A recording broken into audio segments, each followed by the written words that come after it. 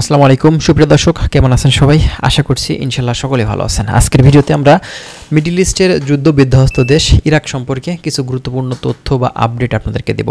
বর্তমান সময়ে বাংলাদেশ থেকে যতটুকু আমরা দেখতে পাচ্ছি, এই ইরাক দেশটিতে বর্তমানে কিন্তু এখন প্রচুর পরিমাণে ফাইল সাবমিট হচ্ছে।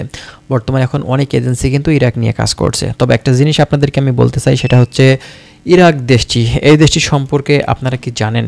এই দেশটিতে আপনারা যাচ্ছেন, যারা ফাইল দিচ্ছেন, নতুন করে ঢুকতে চাচ্ছেন, এই দেশ সম্পর্কে আপনারা একটু আগে থেকে ভেরিফাই করুন এই দেশটি কেমন, এই দেশটিতে যেসব বাঙালি প্রবাসী আছে সেখানে তারা কেমন আছে, কি অবস্থাতে থাকে। তো নতুন যারা যাচ্ছেন ইরাক দেশটিতে, ভাই আসলে বাইরে যাওয়াটা এটা কোনো অপরাধ না। তবে অবশ্যই আপনি যে দেশে যাবেন সে দেশে মূলত আপনি থাকতে পারবেন কিনা, আপনার ফ্যামিলিকে সাপোর্ট দিতে পারবেন কিনা, আপনি সেখানে গিয়ে আপনার যে খরচ করা টাকা পয়সাগুলো সেগুলো তুলতে পারবেন কিনা, এই বিষয়গুলো অবশ্যই আপনাদের মাথায় রাখতে হবে। বর্তমান সময়ে আমরা দেখছি যে ইরাকে প্রচুর পরিমাণে কিন্তু এখন যাওয়ার জন্য চেষ্টা চলছে বিভিন্ন মাধ্যম দিয়ে, ঠিক আছে। তো কথা হচ্ছে ইরাক হচ্ছে এমন একটি কান্ট্রি, এখানে মূলত বাংলাদেশিদের কিন্তু একদম মানে সেই মেশিনের মতন কাজ করানো হয়ে থাকে। ভাই প্রথমত আমি বলে নিই, আমি হচ্ছে একজন ইরাক প্রবাসী। আমি দীর্ঘ 5.5 বছর ইরাকে থেকে মূলত সেখানে জানি যে আসলে জায়গাটা আসলে কেমন, ঠিক আছে। এখানে কাজ ছাড়া কিছুই বোঝে না। আপনি অন্যান্য কান্ট্রিতেও যাবেন, তারাও কাজ চাইবে, কিন্তু সেই সব কাজের একটা টাইম আছে, তাদের একটা রুটিন আছে, ঠিক আছে। কিন্তু ইরাক দেশটি এমন, এখানে মূলত অন্যান্য কান্ট্রিগুলোর মতন কোম্পানি এখানে কিন্তু খুব বেশি কোম্পানি নেই। এখানে বেশিরভাগ ক্ষেত্রে দেখা যায় যে আপনার একটা ইরাকির কাছে 1 জন 2 জন 3 জন এমন করে যাদের যতটুকু লোক প্রয়োজন সেই লোক নিয়ে কিন্তু কাজ করে। তবে আপনার যে হাজার হাজার লোক নিয়ে কাজ করে এমন কোম্পানি কিন্তু খুবই কম। এগুলো দেখা যায় হানুয়া কোম্পানি বা বাহিরের কিছু কোম্পানি আছে যে কোম্পানিগুলোতে কিন্তু কাজ করে থাকে। তবে বেশিরভাগ ক্ষেত্রে যে কোম্পানিগুলো হয়ে থাকে সেখানে 30 জন 40 জন 50 জন কর্মী নিয়ে কিন্তু কাজ করে থাকে। দেখা যায় যে ছোটোখাটো ফ্যাক্টরি আছে, তারপরে বিভিন্ন জায়গাতে শপিং মল আছে, ক্লিনারের যে কোম্পানিগুলো আছে তারা কিন্তু 50-60 জন বাংলাদেশি নিয়ে কিন্তু কাজ করে থাকে মার্কেটে, ঠিক আছে। এছাড়া আপনার এয়ারপোর্টেও কিন্তু কাজ হয়ে থাকে। তো কাজের কিন্তু ভাই অভাব নেই ইরাকে, প্রচুর কাজ সেখানে কিন্তু আছে। কিন্তু আপনার বাংলাদেশিরা কি হয়, প্রতিটা জায়গা থেকে কিন্তু কাজ পরিবর্তন করে। তো এক জায়গাতে সমস্যা আছে, যারা কোম্পানিতে যায় তারা কিন্তু কম খরচে যেতে পারে, কিন্তু সেখানে গিয়ে তাদের কাছে পাসপোর্ট থাকে না, তারা মূলত এক জায়গা থেকে আরেক জায়গাতে মুভ করতে পারে না। অনেক কোম্পানি থেকে মূলত পালিয়ে যায়। দেখেন আমরা প্রথমে যখন ইরাকে যাই তখন আমি কিন্তু মূলত আসলে গেছি আমি কোনো কোম্পানিতে না, আমি ডিরেক্ট সরাসরি সেখানে গেছি এবং আমাকে একজন নিয়ে গেছে এবং তার কাছ থেকে আমি পাসপোর্ট নিয়েছি।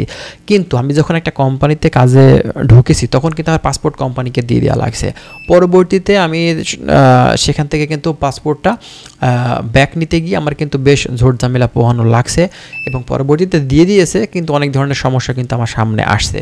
তো যারা মূলত কোম্পানির লোক তারা যখন সেখান থেকে মুভ করতে চায় তারা কিন্তু সেখান থেকে পাসপোর্ট নিতে পারে না, তাদের হয় পালানো লাগে, আর না হলে যদি তারা পাসপোর্ট নিতে চায় এক্ষেত্রে মালিকের সাথে মানে খুবই ইন্টারনালি কথাবার্তা বলে দেখা যাচ্ছে যে 1 মাস 2 মাসকে 3 মাসের টাকা কাটছাট করে তারপরে কিন্তু দেখা যায় যে সেখান থেকে এসে পাসপোর্ট নিয়ে যেতে পারে। এটা মূলত আসলে সবাই কিন্তু এটা জানতে পারে না। হঠাৎ করে দেখা যায় সে গায়েব হয়ে গেছে, সে আর কোম্পানিতে নেই, হয়তো মানুষ মনে করে যে এখান থেকে পালিয়ে গেছে, ঠিক আছে। কিন্তু দেখা যায় অনেক সময় সত্যি পালিয়েও যায়, অনেক সময় আবার মালিকের থেকে কিন্তু পাসপোর্ট টাকা পয়সা 2-3 মাসের বেতন না নিয়ে সেখান থেকে চলে যায়। মানে চুক্তিটা হয় এভাবে যে সে 2 থেকে 3 মাসের বেতন সে নেবে না, পাসপোর্ট নিয়ে চলে যাবে। ভাই 1 মাসে কাজ করলে সেখানে আপনি $400-500 বেতন পাবেন, সেখানে $1500 আপনি রেখে চলে যাচ্ছেন। ব্যাপারটা বুঝতে পারছেন?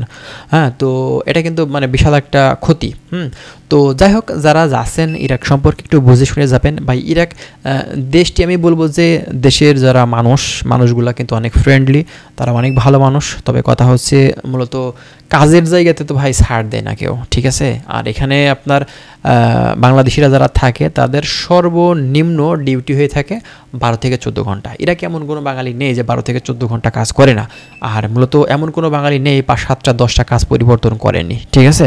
এমনও বাঙালি আছে যে দেখা যাচ্ছে ইরাকে 5 বছর ধরে আছে কিন্তু কাজ 50টার বেশি পরিবর্তন করা হয়ে গেছে। অনেক বাঙালি আছে ভাই, ঠিক আছে, এটা বলে লাভ নেই।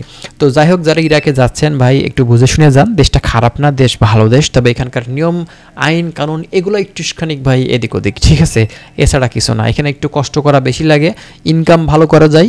হ্যাঁ, তো আরও বিস্তারিত বিষয়গুলো আমরা ধাপে ধাপে আপনাদেরকে দেওয়ার চেষ্টা করব। আমাদের চ্যানেলটা সাবস্ক্রাইব করে রাখবেন। আমরা ইরাক সম্পর্কে অনেক ধরনের তথ্যগুলো আপনাদের মাঝে শেয়ার করার চেষ্টা করব। ভালো থাকবেন, আল্লাহ হাফেজ।